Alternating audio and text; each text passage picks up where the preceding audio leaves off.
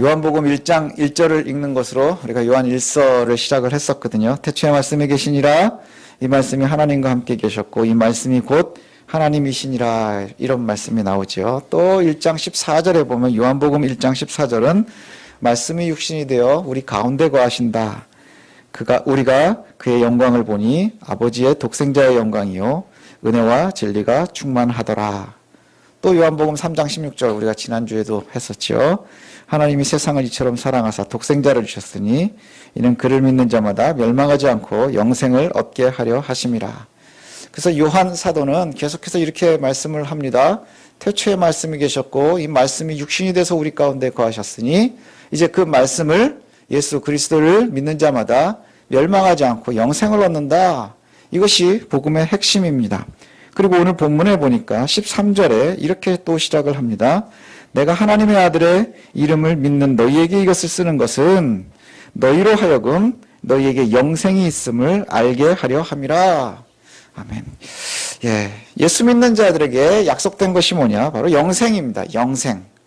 다시 시작을 하면 태초에 말씀이 계셨고 이 말씀이 육신이 되어 우리 가운데 오셨고 그 말씀을 믿는 자마다 멸망하지 않고 영생을 얻게 하려 하심이라. 이것이 복음의 근간이고요. 그리고 나서 내가 또 말하는데 예수를 믿는 너희에게 영생이 있음을 알게 하려 함이라. 이게 무슨 말일까요? 두 가지 의미를 우리가 한번 생각해 볼 수 있습니다. 하나는 뭐냐 하면 그냥 인지만 하고 있지 안다는 것이 뭐라 그랬습니까? 철저하게 신뢰해서 거기에 우리의 인생을 걸 수 있는 것, 이것이 아는 거라 했습니다. 그냥 들어서 지식으로 그냥 정보로 그런 얘기가 있대, 그게 아니고요. 정말로 내가 영생 가운데 있음을 믿는 거예요. 그리고 그것을 믿기 때문에 그러한 삶을 사는 것이지요. 그리고 또 한 가지는 뭐냐? 바로 거짓된 가르침으로부터 너희들이 벗어날 필요가 있어. 이런 의미를 가지고 있는 겁니다. 예수를 믿으면 영생이 있습니다. 이건 변하지 않는 사실이지요. 예수 믿으면 구원입니다. 그런데 오늘날 많은 성도들이, 또 현대의 많은 교회의 성도들이요, 교회에 출석하면서 예수 믿는 것이 영생이라는 것을 놓치고 사는 경우가 많습니다. 많은 교회들이요, 복을 이야기하고 그 다음에 그것 때문에 하나님을 믿는 것, 그 결과물이 뭘까? 그러면 성경은 끊임없이 우리에게 예수가 곧 영생이라 이것을 너희에게 알게 하겠다라고 말씀하는데, 많은 성도들은 이걸 몰라요. 모르고 뭘 기대하면서 나오느냐? 부자 되고 싶습니다. 병 고치고 싶습니다. 만사가 형통됐으면 좋겠습니다. 공부 잘하고 싶습니다. 그러면서 그들이 원하는 여러 가지 소망들 가운데 결국 영생은 맨 뒤로 물러나고 서서히 매몰되고 있는 것이 현대 기독교의 모습입니다. 가장 중요한 것을 놓치고요. 그리고 주변의 것들에 매몰되고 있다는 것이죠.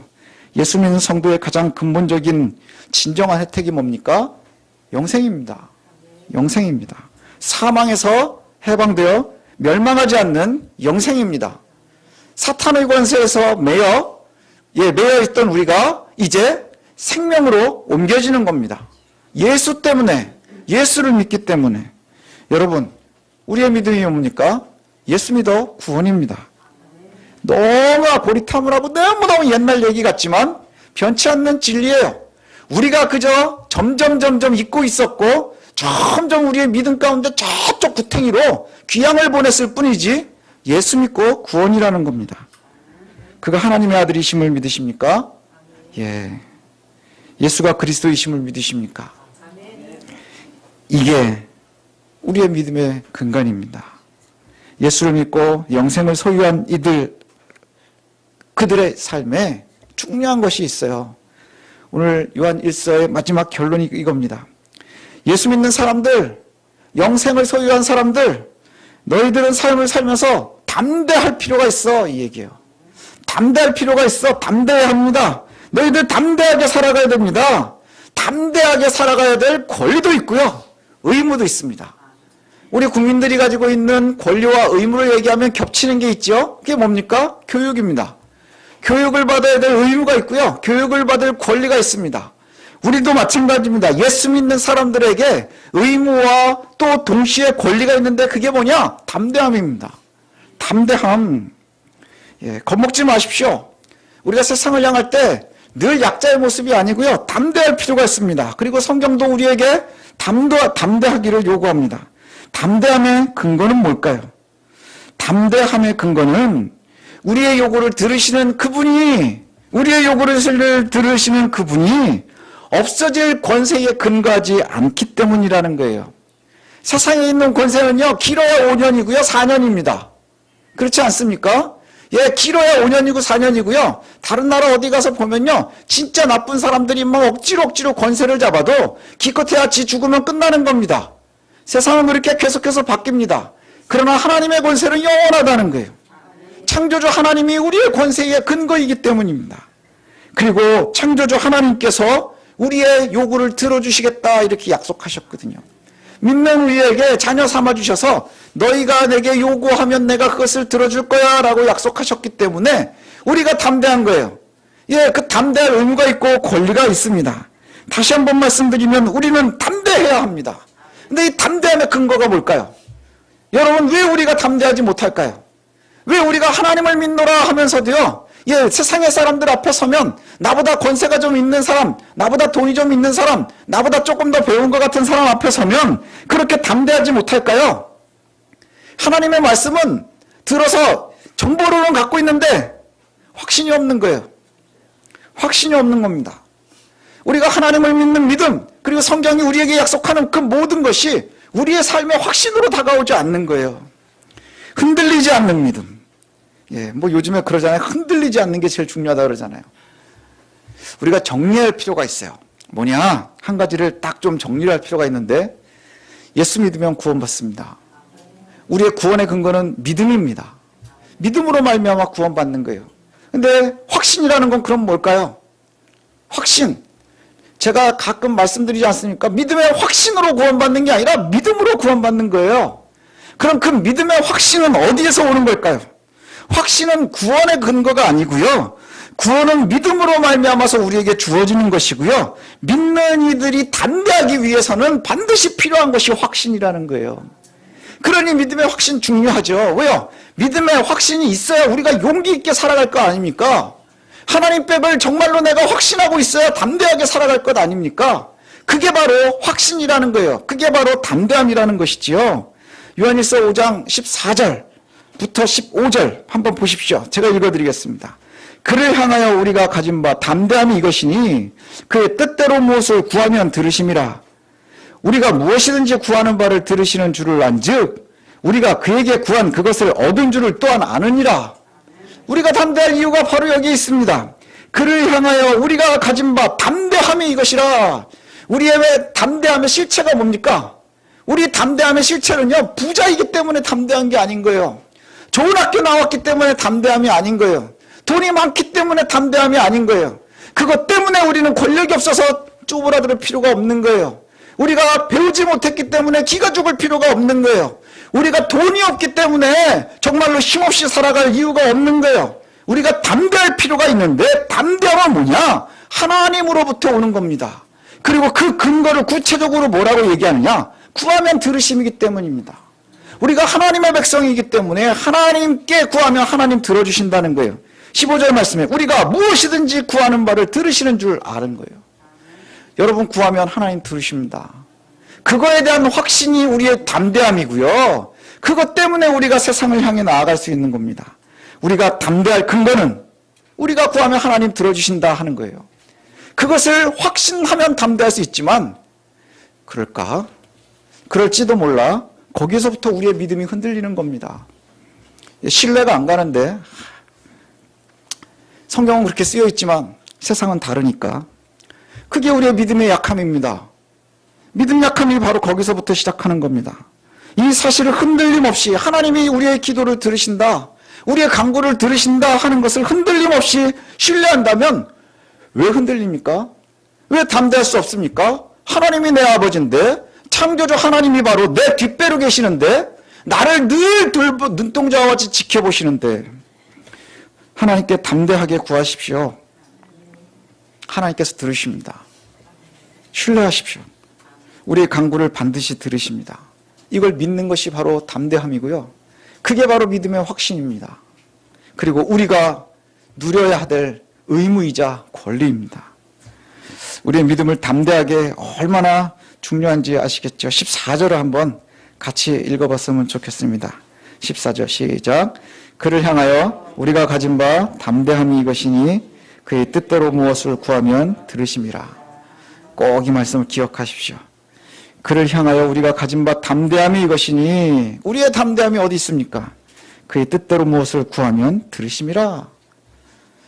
성경은 여기저기에서 우리에게 끊임없이 말씀합니다. 구하라. 쉬지 말고 기도하라. 왜 그렇게 자꾸 구하라, 쉬지 말고 기도하라 강조를 할까요? 안 하니까. 입술로 하면서도 늘 신뢰하지가 않으니까, 확신 가운데 있지 못하니까. 믿는 성도의 담대함은 그의 뜻대로 구하면 들으십니다. 그의 뜻대로 구하면 들으십니다. 이것에 대한 신뢰입니다. 근데 조건이 딱 여기 한 가지가 나와요. 한 가지가 나오는데 그게 뭐냐? 그의 뜻대로가 이제 하나가 걸리는 거죠. 그의 뜻대로. 하나님의 뜻대로 구하면 무엇이든지 다 들어주신다, 이렇게 말씀하세요. 제가 16절을 갖다가 읽어드릴 텐데, 하나님의 뜻을 따르지 않는 게 무엇인지 이것을 갖다 16절이 소개를 합니다. 누구든지 형제가 사망에 이르지 아니하는 죄 범하는 것을 보거든 구하라. 그리하면 사망에 이르지 아니하는 범죄자들을 위하여 그에게 생명을 주시리라. 사망에 이르는 죄가 있으니 이에 관하여 나는 구하라 하지 않노라. 그를 위해서는 구하지 말라. 어떤 자를 위해서요? 사망에 이르는 자, 사망에 이르는 죄 범하는 자. 그것 아니면 모든 일을 하나님께서 구하신다는 겁니다. 형제가 사망에 이르지 않는 죄를 범하는 것을 보면 그를 위해서 기도하십시오. 실족해 있는 이가 있습니까? 기도하십시오. 건강 때문에 어려워합니까? 기도하십시오. 재정 때문에 힘듭니까? 기도하십시오. 기도하는 것 당연한 겁니다. 그리고 하나님께서 해결해 주실 것 진정으로 신뢰하십시오. 그러나 여기에 보니까 안 들어주시는 것, 그리고 기도도 하지 말라 하는 것이 있습니다. 그게 뭐냐? 사망에 이르는 죄 범하는 형제, 이렇게 얘기를 해요. 사망에 이르는 죄 범하는 형제. 무엇이 사망에 이르는 죄일까요? 여러 의견들이 있는데 칼빈이 이렇게 얘기합니다. 어떤 부분적인 계명의 범죄가 아니라 근본적으로 하나님을 떠난 이단 사상을 이야기한다, 이렇게 얘기를 해요. 그러니까 우리가 범죄한다는 게 뭘까요? 여러분, 우리가 다니다 보면 실수할 수 있잖아요. 그렇죠? 죄 많이 짓거든요. 아주 별거 아닌 거에 보면 30km로 달려야 되는 데서 35km로 다니면 범죄하는 겁니다. 그렇죠? 빨간불인데 몰래 급해서 가면 범죄하는 겁니다. 저도 어제도 범죄를 했거든요. 신호를 급해가지고 한번 빨리 지나갔어요. 우리 그렇게 삽니다. 그럼 그거 빨리 회개하십시오. 그리고 안 고쳐야 되는 거예요. 안 고치면 안 되죠. 고쳐야 되는 거예요. 그것을 갖다 얘기하는 겁니다. 그런데 오늘 본문에 보면 사망에 이르는 죄는 뭐냐 하면 바로 그런 부분적인 범죄하는 것, 우리가 실수하는 것, 이것이 아니라 근본적으로 하나님을 떠나는 자를 얘기하는 거예요. 근본적으로 하나님을 떠났다. 그리고 그것을 떠나 있는 이단 사상이라, 이건 뭐냐면 하나님을 대적하는 영혼이라는 거예요. 하나님을 대적하는 자들. 저도 이 의견에 동의를 합니다. 무엇이 하나님 앞에 사망에 이르는 범죄하는 걸까요? 하나님을 대적하는 것, 하나님의 뜻에 대적하는 것. 12절에 이미 이렇게 말씀을 해요. 우리 본문 이전에 나오는 12절에 하나님의 아들이 없는 자에게는 생명이 없다. 하나님의 아들이 없는 자에게는 생명이 없다. 당시의 상황으로 따지면 영지주의자들은 이야기하는 거겠죠. 영지주의 계속해서 얘기했었잖아요. 영육을 갖다 구분하고 예수 그리스도를 인정하지 않는, 그것이 바로 사망에 이르는 죄를 짓는 자들인 거예요. 요즘으로 따지면 주변에 많이 널려 있지 않습니까? 우리 주변에 아주 이름되면 알만한 이단들이 널려 있죠. 그들은 사망에 이르는 죄를 짓고 있다는 거예요. 그리고 나서 이렇게 얘기합니다. 그들에게는 생명이 없다. 그럼 그들에게 생명이 있으려면 어떻게 해야 되겠습니까? 예수를 믿어야 되는 거예요. 예수를 믿어야 되는 거예요. 요한일서 전체 결론이 오늘 본문에 나옵니다. 우리가 좀 길지만 한 목소리로 같이 읽었으면 좋겠거든요. 18절부터 21절입니다. 18절부터 21절 함께 읽겠습니다. 시작. 하나님께로부터 난 자는 다 범죄하지 아니하는 줄을 우리가 아노라. 하나님께로부터 나신 자가 그를 지키심에 악한 자가 그를 만지지도 못하느니라. 또 아는 것은 우리는 하나님께 속하고 온 세상은 악한 자 안에 처한 것이며 또 아는 것은 하나님의 아들이 이르러 우리에게 지각을 주사 우리로 참된 자를 알게 하신 것과 또한 우리가 참된 자 곧 그의 아들 예수 그리스도 안에 있는 것이니 그는 참 하나님이시요 영생이시라. 자녀들아 너희 자신을 지켜 우상에게서 멀리하라. 아멘. 자, 18절부터 보면 하나님께로부터 난 자, 다시 말해 성도는 계속해서 죄를 지을 수 없는 자들입니다. 18절에 보십시오. 하나님께로부터 난 자는 다 범죄하지 아니하는 줄을 우리가 아노라. 우리가 아노라. 예, 하나님께 난 자, 성도는요, 어떤 자들이냐? 계속해서 범죄할 수 없는 자들인 거예요. 죄 안에 계속해서 머물 수 없는 자들인 거예요.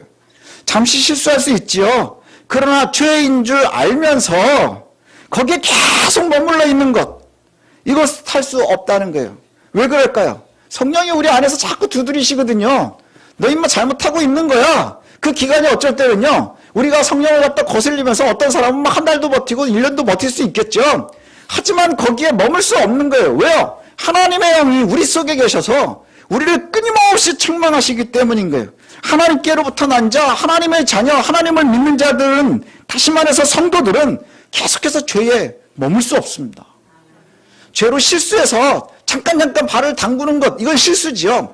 하지만 그 속에 머물러 있을 수는 없다는 거예요.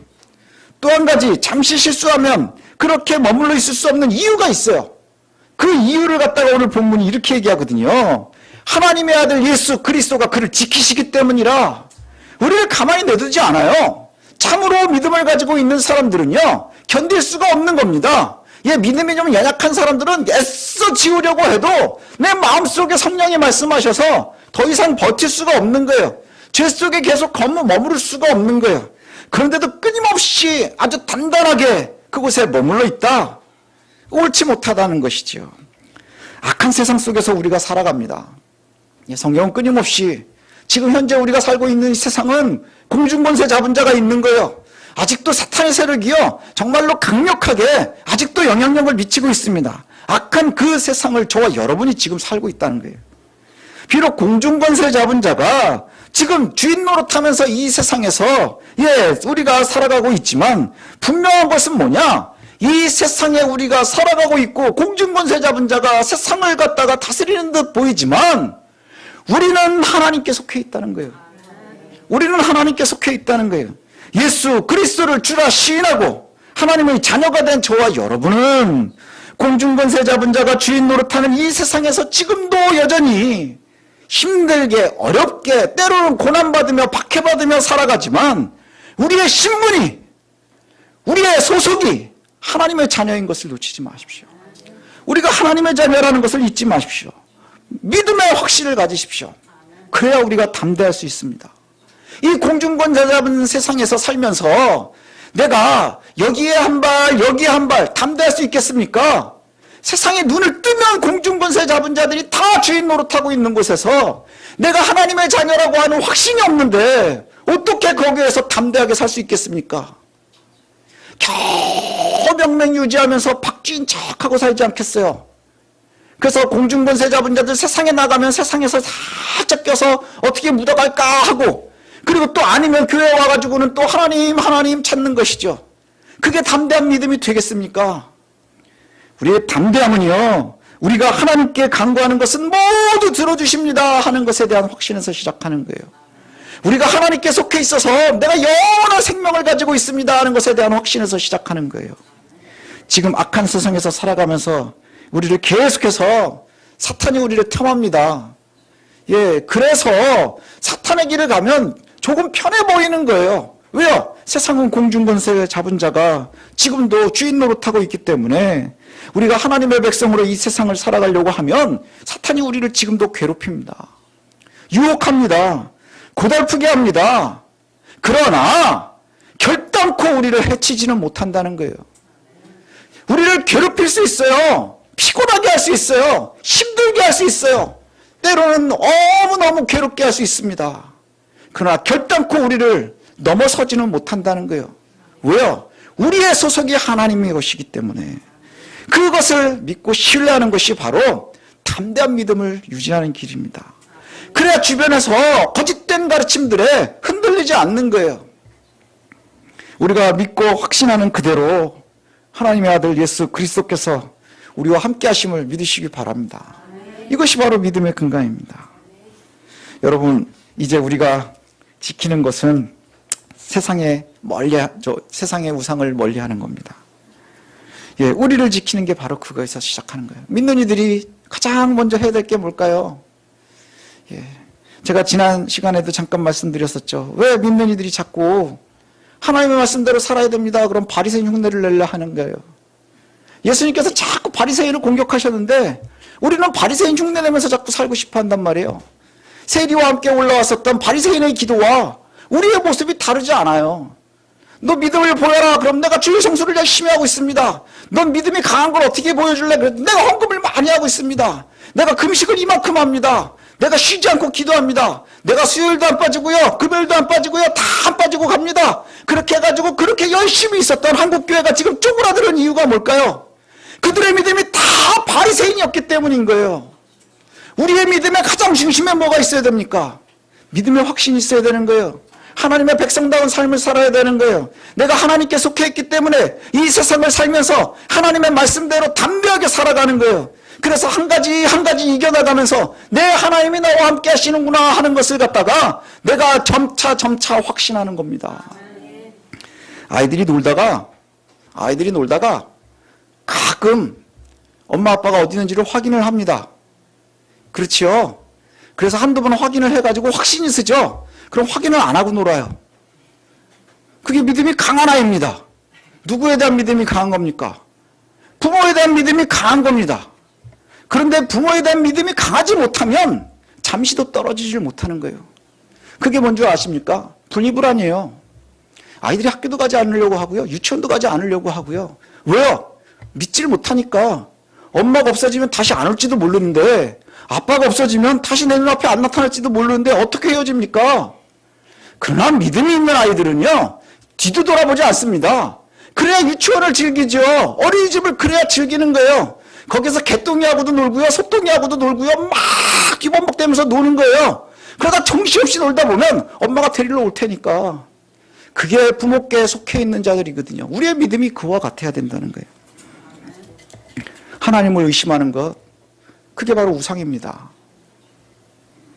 우리를 하나님의 뜻에 따르지 못하도록 의심하게 하는 것, 이게 바로 우상입니다. 하나님보다 우선되는 것, 이게 바로 우상입니다. 그래서 우리에게 우상이 되는 것들이 많지요. 때로는 명예가, 권력과. 사실은 우리가 제일 달라고 기도하는 것들이 우상의 자리에 가장 먼저 올라갑니다. 우상의 자리에 가장 먼저 올라갑니다. 한번 생각해 보십시오. 우리 자녀들 위해서 열심히 기도하죠. 열심히 기도하다 보면 걔들이 우상이 돼요. 우리가 이 세상에 살려면 재정 때문에 걱정되지 않습니까? 그것 때문에 열심히 기도하고 막 하죠. 그리고 나서 하나님을 철저하게 신뢰하지 못하면 그것이 바로 우상의 자리에 올라갑니다. 권력도 우상의 자리에 올라가고요. 명예도 우상의 자리에 올라가고요. 그 어떠한 것도 하나님의 자리를 뺏으려고 공중권세 잡은 자들이요. 계속해서 들이밉니다. 볼만하지 않니? 좋지 않니? 그것이 어디에서 제일 먼저 나오는지 아세요? 예수님께서 40일 기도하시고 사역을 시작하실 때 사탄이 들이밀었던 게 바로 그겁니다. 우상의 자리에 그 뼈 올려놓는 거예요. 우리가 그리스도의 길을 따라가려고 하면, 예수 그리스도의 길을 따라가려고 하면 우리에게도 사탄은 지금도 여전히 꾸역꾸역 밀어넣는 겁니다.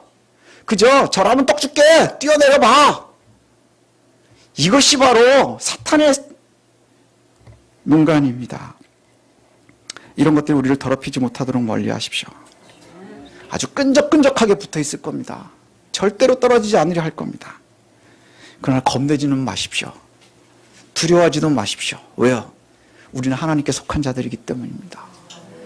걔들이 우리를 찌를 수도 있고 괴롭힐 수도 있고 가는 길을 막을 수도 있고 힘들게도 하고 뒤에서 땡길 수도 있습니다. 그러나 결국에 우리를 보호하시는 이는 하나님이신 것, 그리고 우리의 소속은 하나님께 있음을 놓치지 마시길 바랍니다. 이것이 바로 성도들의 담대함의 근거임을 우리가 믿었으면 좋겠습니다. 예수 그리스도가 우리의 구원입니다. 믿으십니까? 그럼 담대하십시오. 확신을 가지고 담대하십시오. 하나님께서 우리의 보호자 되십니다. 믿고 구하십시오. 구하는 것을 들으십니다. 듣고 가만히 잊어버리시겠습니까?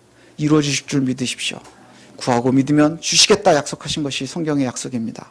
그것을 저와 여러분들이 믿고 간구하고 담대하게 세상을 이기는 하나님의 성도들 되시길 원합니다.